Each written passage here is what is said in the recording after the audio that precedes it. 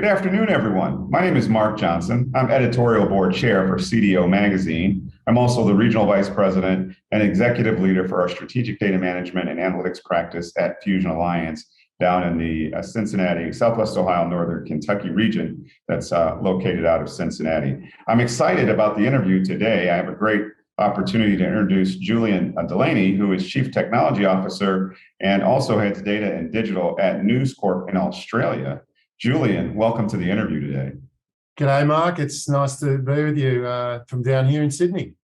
Awesome. For our listeners, most will figure out that you're a news corporation, but could you explain to our audience a little bit about why you believe News Corp is the brand that over 18 million Australians trust? But before you do that, tell us a little bit about you. Yeah, Mark, thank you. The first question's a beauty, so I'll come to that in a moment. I've been in media for about 20 years, and as Mark just mentioned, I'm in charge of technology down here for News Corp Australia, but so importantly, digital product and data. So there's 3 chapters to my role here, and that's on purpose because we believe that technology, digital product and data has to be aligned and has to work together to get the best consumer and or client outcome. And I reckon I'm going to be referencing that a lot during this particular interview.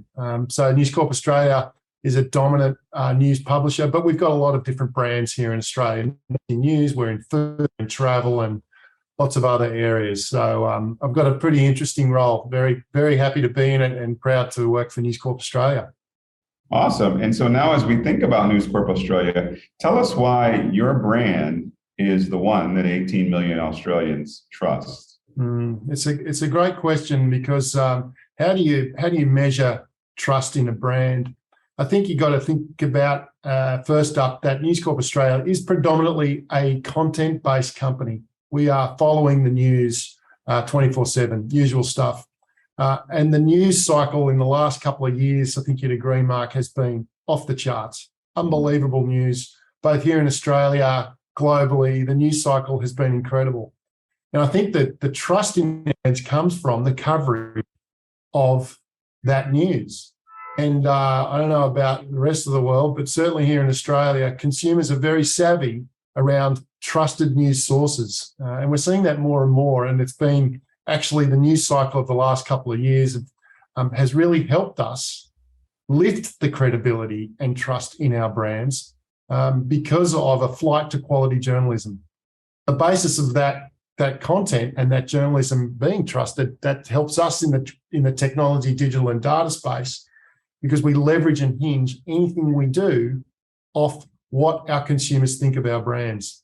So we rely heavily on our editorial teams to create the trust, but then in the execution of our brands digitally and in print format, we have to be thinking about how we can supplement that trust that the journalists work so hard to create for us. Well, the media business has changed so much in the last 20 years with this whole pivot away from physical print media to digital engagement, digital distribution, digital content development. And that's been also enhanced by social media and the reporter, the individual turned reporter, on the scene has, shaped a lot of the content origination that media organizations have to sort through and sift through and contextualize to be fact. I think that makes the job of leadership challenging in your industry. And so as you think about leadership, what do you see as the business value outcomes from a leader in a digital media platform organization that you believe you and your organization require a mandate or are driving towards in its leadership? Yeah, look, in this age of the Great Resignation, there's incredible pressure on resource availability, human resource availability. Leadership, as such, is just incredibly important. Your question's spot on the money. I think the outcomes of leadership have to be creating not necessarily just a culture, but a climate of positivity in a space, because at the moment, possibly the biggest challenge we're facing around human resources, making sure that we've got the right people in the right areas. It's a real challenge for us down here. I think if we can create leadership that generates and increases the intellectual property of what we do, then the retaining that IP and retaining the people who are around that, if we can get that outcome, I think that we're doing a good job on leadership. I think consumer first and being consumer first requires strong leadership to make sure that people stay focused and that they stay focused on providing solutions that don't start to drift away from either the trust that I referenced earlier in the previous question, or if those solutions are not creating an outcome where consumers are going to want to come back to us. Now, leadership's a massive topic. And as I say, I think at this moment, leadership at the moment, what we're driving towards is to make sure that the people who are working for us are working in a really positive climate that ultimately creates a culture of innovation and testing. Yeah. Yeah, let's stay with that topic a little bit and expand on it. Some C-suite executives believe that to be a successful leader in today's organization, one must not only be data-driven, but must increasingly have a strong profile of skills in data and analytics. Can you comment on that? Is that your belief?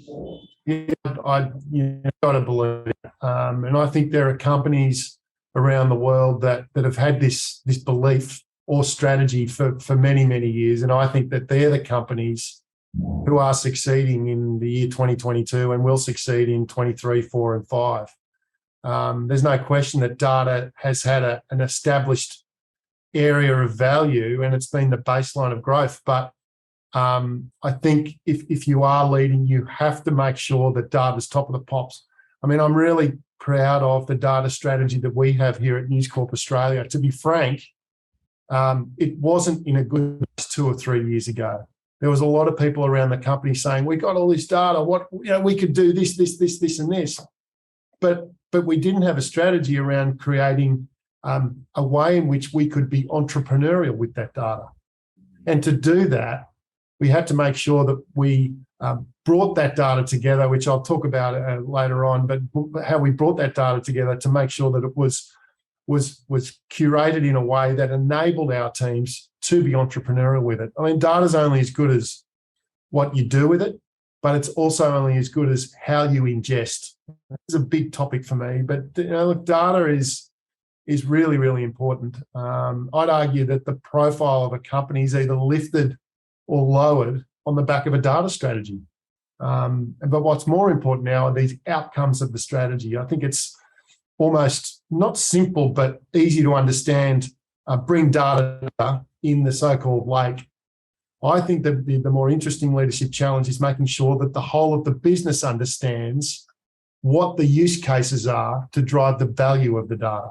Yeah, it's really interesting. This is a fascinating topic and one that has been close to my heart for a while. 27 years ago, in a publication that I used to publish called Inside Decisions, it was the leading journal for business intelligence and data warehousing at the time in the mid 90s.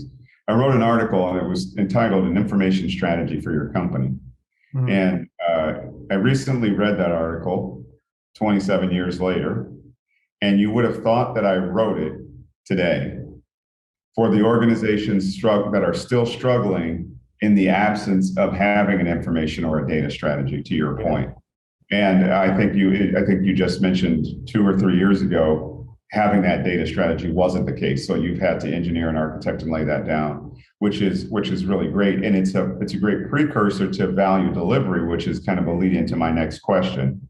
With the huge investment to digital over the past several years, and the pivot to digital has been accelerated, as you know, because of the pandemic. Can you talk a little bit about value delivery and how your team has delivered value for the enterprise through data and analytics in ways? Yeah, let me modify it in meaningful and measurable ways. Yeah. Well, the meaningful and measurable is what the CFO wants to hear, right? Measurable, probably the CFO, because they're wanting to make sure that the investment, which is never insignificant in data, that investment has to be delivering either a revenue or EBITDA or profitable outcome. I think I'd like to answer this question by saying that our data strategy is enterprise data strategy. It's not just about one specific area. We have a strategy to manage, run, and grow the business So the way in which I might answer this is to focus on one specific area, and that's an editorial. And an editorial tool that we've created using data that gives incredible insights for our journalists.